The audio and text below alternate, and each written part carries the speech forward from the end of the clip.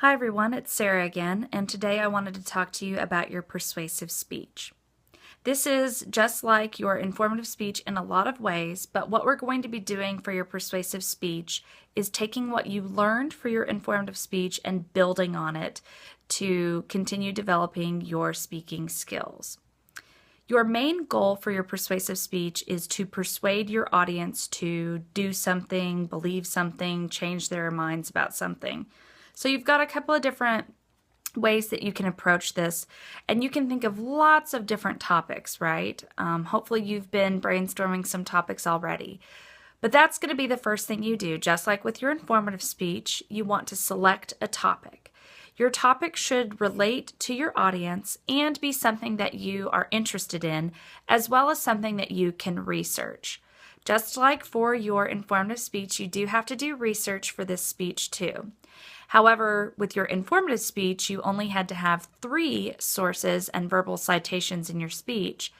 The persuasive speech, we're stepping it up a notch. You've got to have at least 5 sources for this speech.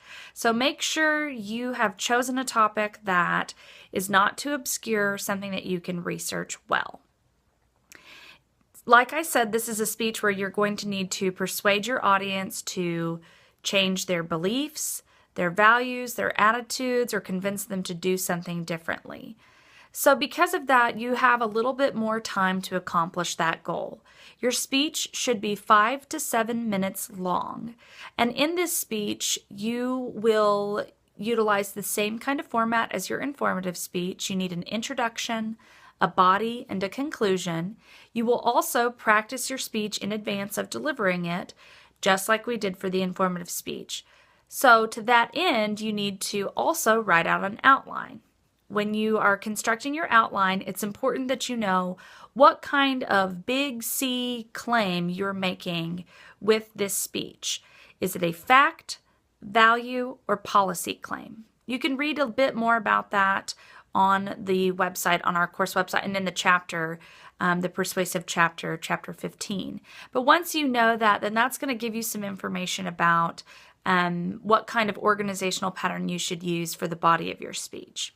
So making sure that you have all of that information in tow is very helpful, and the next kind of step in this process for completing your persuasive speech. You also need to do something else new for this speech, which is use a presentation aid.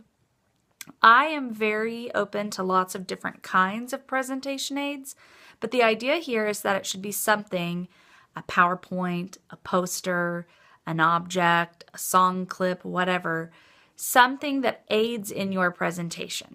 Now, if you're going to show a video or play a song or an audio clip, you have to limit those to no more than 30 seconds in your speech.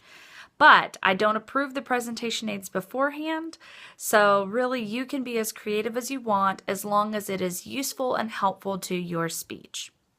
So you've chosen your topic, you've done your research on it, you've outlined the speech, you've come up with a presentation aid, you've practiced it.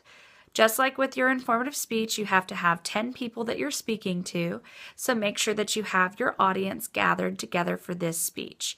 You will upload your speech no later than midnight on Friday, April 7th.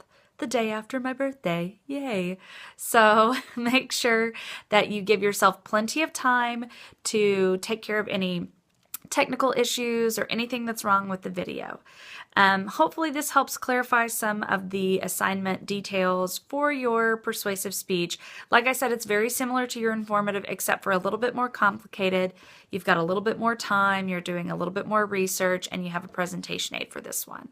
So I'm looking forward to seeing what kinds of topics you come up with and giving you my feedback on that if you want it.